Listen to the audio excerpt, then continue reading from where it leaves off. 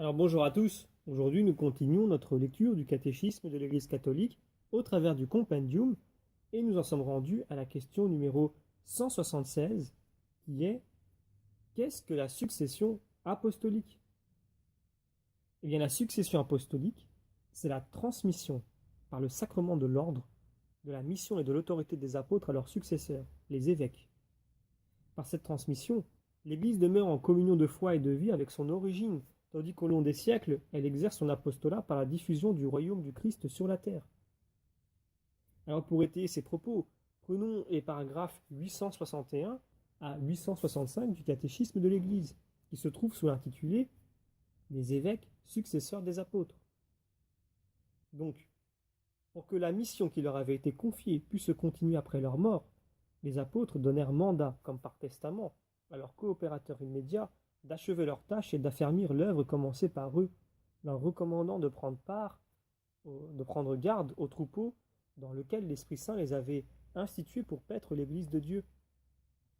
Ils instituèrent donc des hommes de ce genre et disposèrent par la suite qu'après leur mort, d'autres hommes éprouvés recueilleraient leur ministère. C'est ce que nous dit notamment saint Clément de Rome.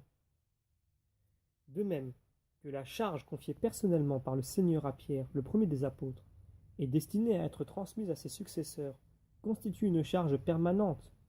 Permanente est également la charge confiée aux apôtres d'être les pasteurs de l'Église, charge dont l'ordre sacré des évêques doit assurer la pérennité. C'est pourquoi l'Église enseigne que les évêques, en vertu de l'institution divine, succèdent aux apôtres comme pasteurs de l'Église, en sorte que qui les écoute, écoute le Christ, qui les rejette, rejette le Christ et celui qui a envoyé le Christ. Toute l'Église est apostolique en tant qu'elle demeure, à travers les successeurs de saint Pierre et des apôtres, en communion de foi et de vie avec son origine. Toute l'Église est apostolique en tant qu'elle est envoyée dans le monde entier.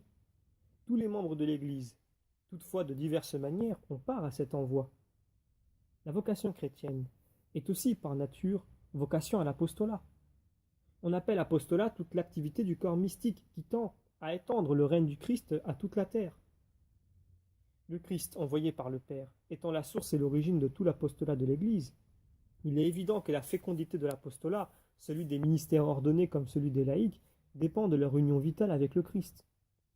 Selon les vocations, les appels du temps, les dons variés du Saint-Esprit, l'apostolat prend les formes les plus diverses.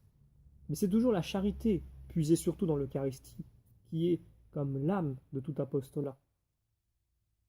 L'Église est une, sainte, catholique et apostolique dans son identité profonde et ultime, parce que c'est en elle qu'existe déjà et sera accompli à la fin des temps le royaume des cieux, le règne de Dieu, advenu dans la personne du Christ et grandissant mystérieusement au cœur de ceux qui lui sont incorporés, jusqu'à sa pleine manifestation eschatologique. Alors tous les hommes rachetés par lui, rendus en lui saints et immaculés en présence de Dieu dans l'amour, seront rassemblés comme l'unique peuple de Dieu, l'épouse de l'agneau, la cité sainte descendant du ciel, de chez Dieu, avec en elle la gloire de Dieu, et le rempart de la ville repose sur les 12 assises portant chacune le nom de l'un des 12 apôtres de l'agneau.